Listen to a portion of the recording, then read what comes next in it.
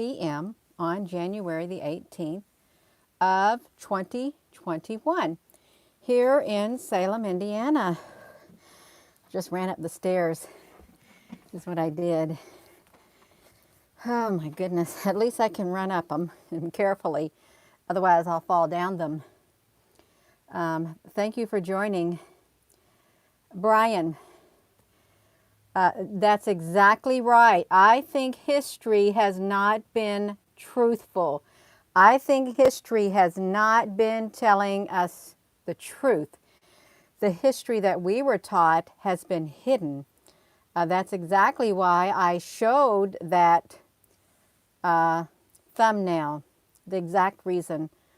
Yeah. Hello. Hello, wherever you are in any part of the world. Hello from my heart to yours. Thank you for joining. And if you're new, welcome. Welcome. So, yeah. Oh, this is Martin Luther King Day. That just now dawned on me. So this is very appropriate. This is very appropriate for a Martin Luther King Day. So look at this. So I was watching something last night on the YouTube about the Sumerians, how there wasn't very much history that was written about them. It was all about ancient Babylon and all that. And then it started talking about the Acadians. And, you know, they want you to think, oh, the Acadians were like a myth. No, it wasn't. That's right. Look at this. So we are looking at this. It says African diaspora. And you're right. I think, well, I can tell by looking, this is ancient. Oh my gosh, this is an ancient mosaic, I guess that's what you call it. I don't know, painted on stone of what the Sumerians looked like. And as you can see, the ancient Sumerians were in fact a black civilization. Look, a hidden identity. I don't think that's nice, you all, to hide their identity from them. I'm just saying, because I don't think it's nice what has been kept from us. It's not nice at all. Yeah. So it says, as it pertains to historical subjects, rarely, if ever, are we clearly informed as to the racial identity of people or individuals. Yet naturally, you naturally think they're talking like people like themselves. We have been conditioned to make this assumption, it says, when in fact, most often they are talking about you, the black people, whilst they enthusiastically write and fawn over the accomplishments of ancient Egyptians, Mesopotamians, Sumerians, and Atlantis. What they fail to tell you is they were all black civilizations. And I'm not meaning nothing derogatory. If your skin is a little darker than someone else's, but the main thing I'm pointing out, I don't think they've been telling the truth. I don't think they've been telling the truth. I really don't. Mesopotamian art. Okay, we're going to look at this because there's something to this. There really is. It says the Sumerians came from the Sahara region before it developed into a desert, and they were referred as the Caspians or the Casfa, a group of people in the Mediterranean is anthropological or whatever. They look at this. So why would they not put this out there? Okay, why wouldn't they put this out there? Why would they lead people to believe that everybody was either a light-skinned or a middle-skinned, tanned, and not what this depicts? Why would they not do that? That's what I would like to say. You know, my husband calls me that. Yeah. Why wouldn't they do that? Why would they deliberately? Okay, now let's think about this. So that's ancient Sumeria. And then we know how they went over, the Europeans went over and they made slaves of people. That really is wrong. It is, no matter how you look at it. Whether you're whatever ethnicity you are, it's wrong. But they did that. And you have to think, why would they do something like that? Is it because they didn't want the history to get out? Did they not want the history to get out? So it says the Mesopotamia at the biblical land of Sumer, which is Shinar, began around 3000 BC. And it was in fact founded by the black people. Henry Rollins of 1810, after deciphering the cuneiform script, discovered the founders were of the Cushite origin. The non-Semitic speakers of Sumer, I can't speak, and the Semitic speakers of Akkad were both black people who called themselves the Sagagaga, the blackheads. And the land in cuneiform script was simply the land of the black-headed people. But then why wouldn't they tell us that? Why do they feel they had to hide that? Hide a whole entire history. Yeah. So let's see. So it says Mesopotamian, the book Prehistoric Nations. They said the earliest colonists of Babylonia were the same race as the Upper Nile inhabitants.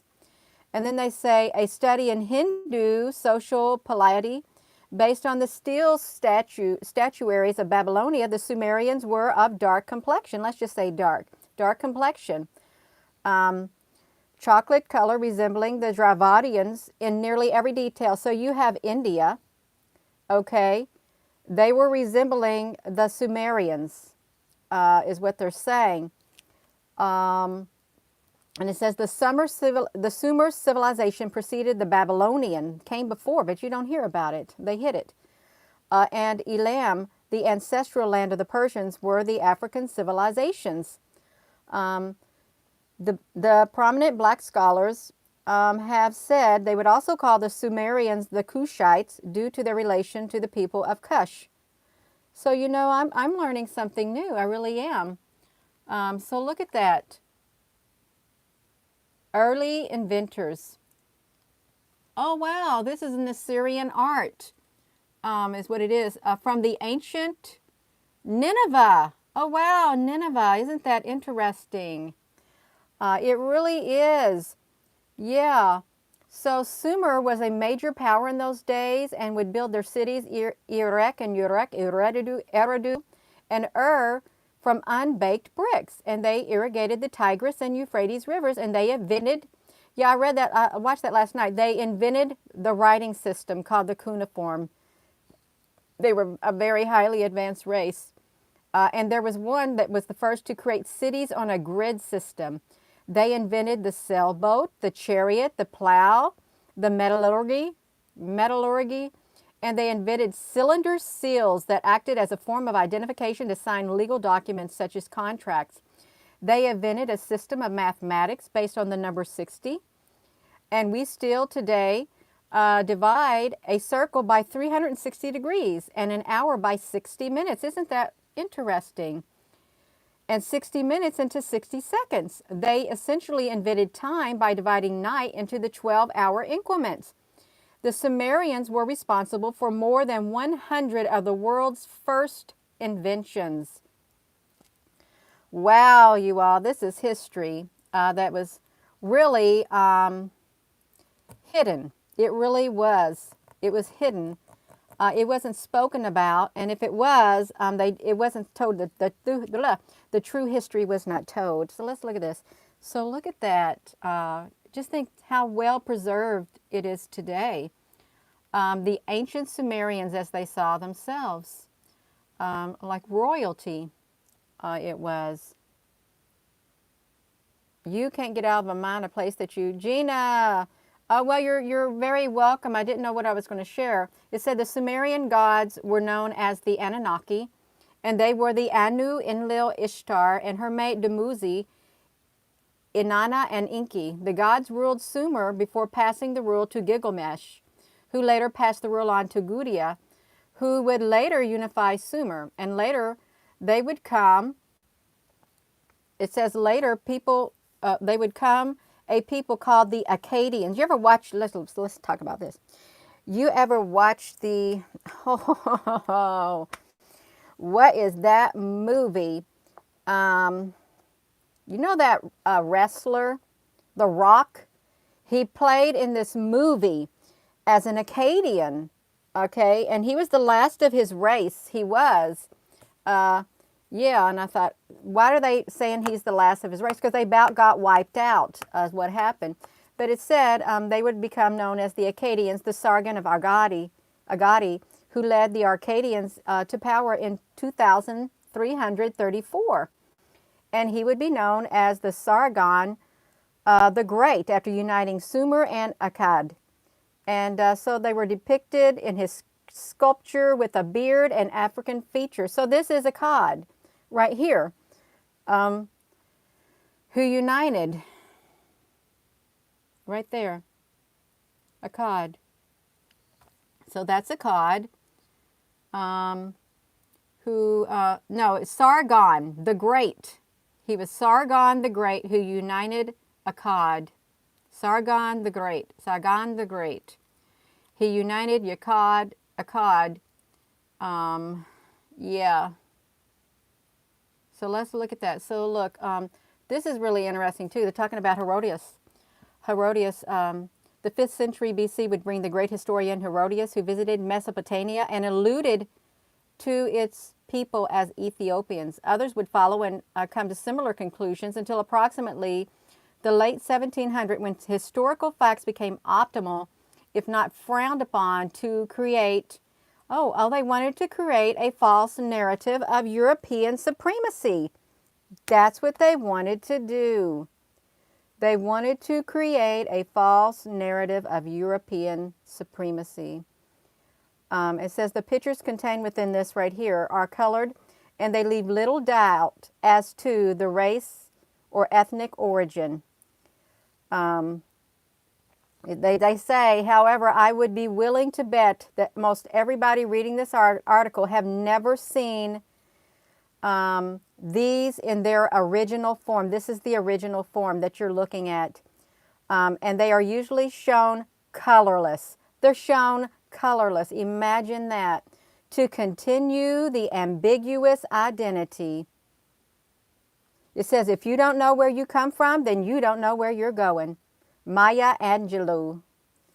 Look at that. So we never see the Anunnaki or the Sumerians in their color. They literally strip the color out of them in order to continue that on. Look at that. All we ever seen, I've never seen those. All we ever see is these right here. Right down here. Look at that. And it's appropriate because I don't think it's nice to erase a whole history. It isn't. It's not nice. Wow. It kind of makes me sad. I'm going to admit it. It kind of makes me sad on the inside seeing the history that has been hidden, deliberately misconstrued as to usurp their history. I don't like it, okay? I don't like it, okay? But that's okay. It's all right. It's all right. So we can go on. Okay, and there was something else, like Tutankhamun right here. They wanted to make Tutankhamun look somewhat a European, is what they wanted to, even though Tutankhamun, even though he had the physical features of an African from there. Thank you, Kapavi.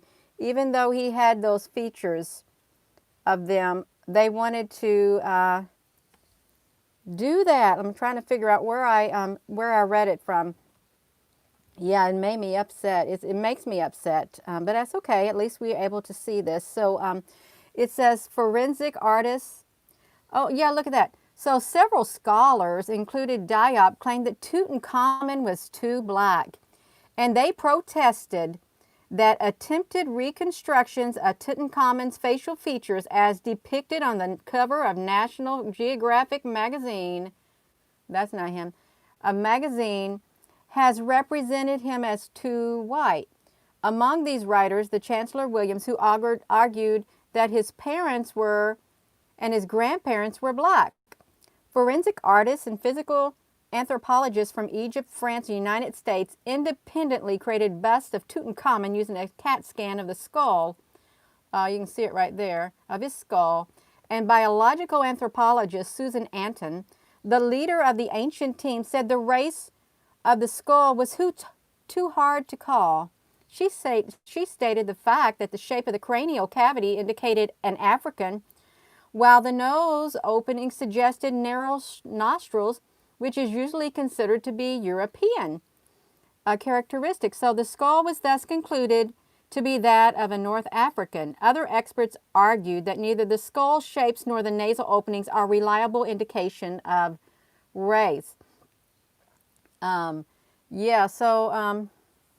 said the big variable is the skin tone. North Africans, we know today, had a range of skin tones from light to dark. In this case, we selected a medium skin tone to stay quite up front. In the mid-range, we will never know for sure his exact skin tone was the color of his eyes with 100% certainty. So, and then you have a Cleopatra also, okay? The race and skin color of Cleopatra. Look at that. Now this looks totally white. I don't think she was totally white. I really don't. So if you're just tuning in, this is a real picture of the Sumerians right here. And they said many people have never seen the real mosaics or of them with color on them. Yeah. Whoo! Yeah. And this has been a coordinated effort. I really didn't know what I was going to do. Now you can go in Google and you can do this. You can type in, were the Sumerians the black race of humans? Just type something like that in. Were they black, or, you know, we can say, yeah. See, no, I don't think they were. They say they were dark complected, and they called themselves the black-headed ones. They were they were men known as men of renown, and the Nephilims, the fallen ones, the Watchers, and the giants. The book of Genesis described the Sumerians took the wives from the Semitic tribes and created a new race of mixed colors. So there's so much written, and then so much that has been not written. Okay, I think a lot has been added to history. Look at this, these statues right here.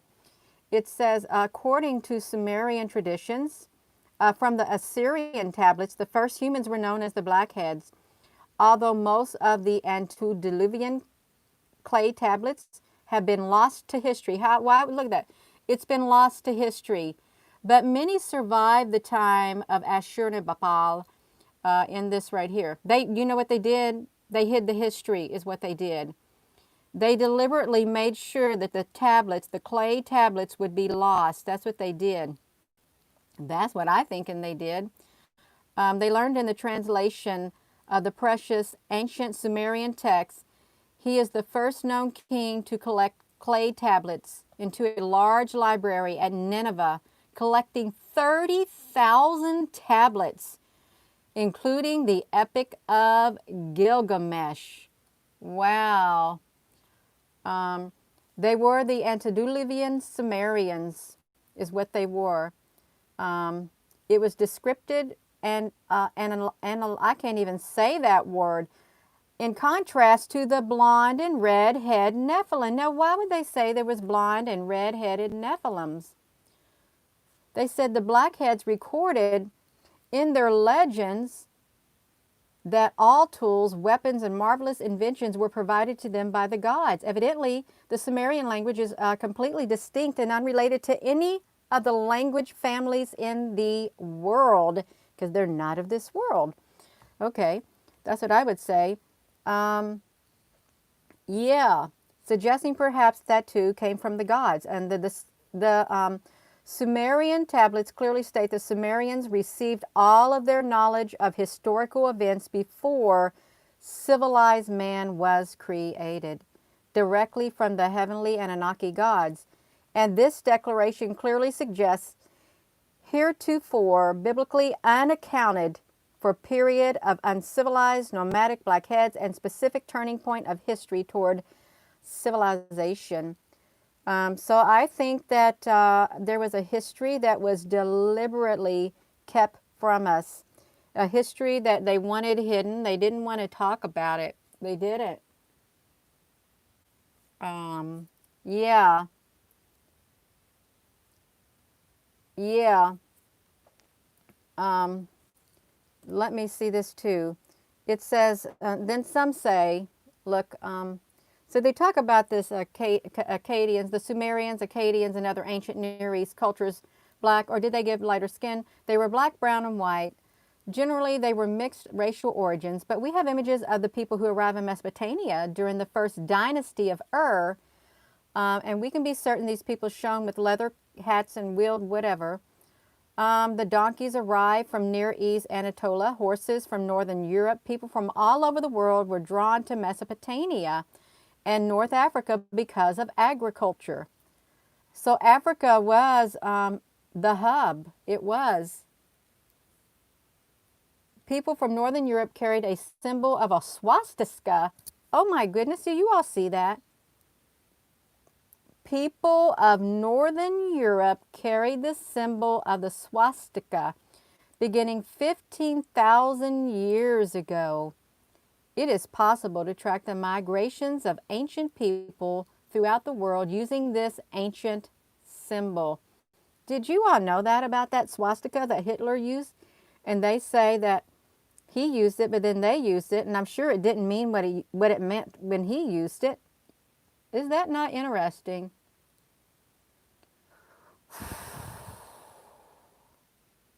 It says, wherever the symbol arrives, people begin building empires, fighting wars, gathering slaves. Oh my gosh, that does not sound good. Do you want to read that? It says, wherever the symbol of the swastika arrives, it says people begin building empires, fighting wars, gathering slaves, practicing religion, practicing human sacrifice, practicing cannibalism, building megalithic structures, building pyramids, building mounds, practice social distancing, or social distancing. That's what we're doing today, social hierarchy, and they become materialistic, and they begin buying their dead and rich grave goods and red ochre. That's the curse of Cain. To the people who travel by the world to see, who are wealthy, unhappy, constantly unsatisfied, always at war. Oh my gosh, a bottleneck of, my goodness, look at that. I don't want to read all of that. I do not. I don't want to read all of that. That's right. There is nothing new under the sun. I think that's Ecclesiastes.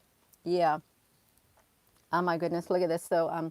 So it says they were researching the genetic footprints of the Sumerians, a survey of the Y chromosome and the mitochondria DNA. You see that? The MT? I hope that's not too blurry. The mitochondria DNA variation in the marsh Arabs of Iraq. For millennia, the southern part of Mesopotamia has been a wetland region generated by the Tigris and Euphrates rivers before flowing into the Gulf. The area has been occupied by human communities since ancient times, and the present-day inhabitants, the marsh Arabs, are considered the population with the strongest link to the ancient Sumerians. Popular tradition, however, considers the marsh Arabs as a foreign group of unknown origin, which arrived in the marshlands when the rearing of the water buffalo was introduced to the region. Do that?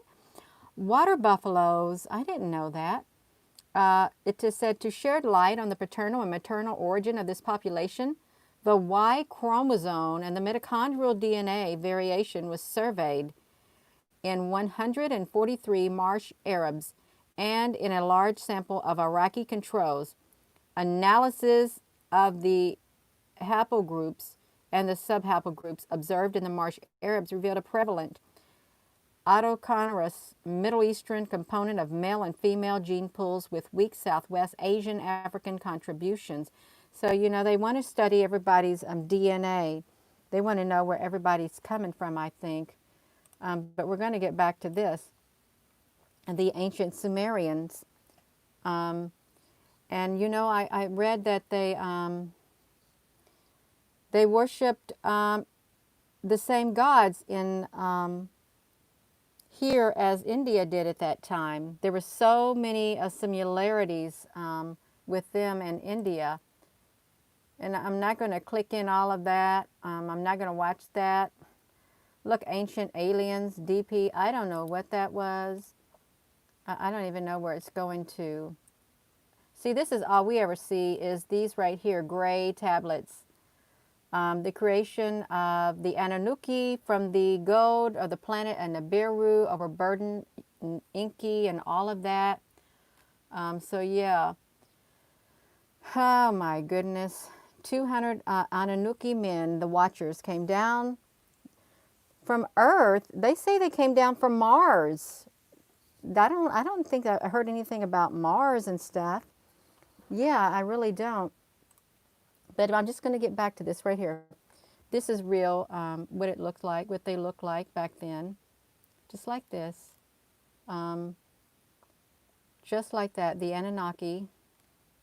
And here's some warriors right here, I guess, or some royalty. Just like that. Yeah.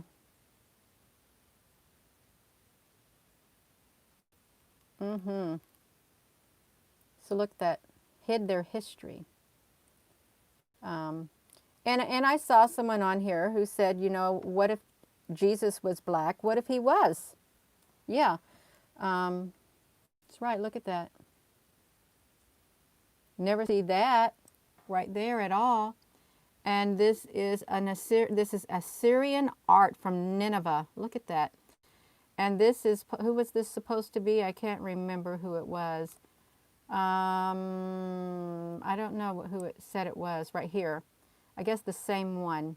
Sargon the Great. He united Sumer and Akkad. Sargon the Great. They said the gods ruled Sumer before the passing the rule to Gilgamesh, who later passed it on to Agadi, who led the Acadians to power in 2334. You know, all of this is probably around the time, probably around the Atlantean time too, you know, with the Atlanteans, Lemurians and all of that. It's all tied in together, I believe. I really do. Why I am here with these guys. When you have a second, check out, oh, thank you. Well, I didn't know what I was going to talk about, but I watched that video last night and I fell asleep. I thought, this is so interested about the Sumerians because you don't hear anything about it. I've heard of the cuneiform writing and stuff, but yeah, look at that. It's just amazing, and it's quite appropriate. Since this is like Martin Luther King Jr. Day, ancient Sumer, early inventors, very,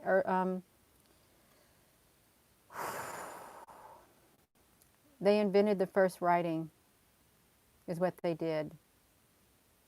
The first writing. And they don't want us to know about it. They don't want us to know about it. Too late. It's too late. It really is.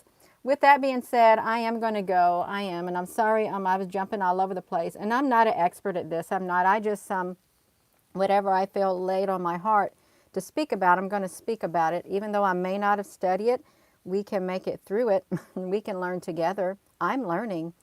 I don't know about you, but I'm learning. And I'm glad I'm learning. I want the truth to be known. I do. Dinky has been wrenched. Thank you, Apple Brooks. Did you wrench him? I don't even know who he was. I'm glad I didn't see it. I really am. Because it probably would have distracted me. It really would have. Yeah.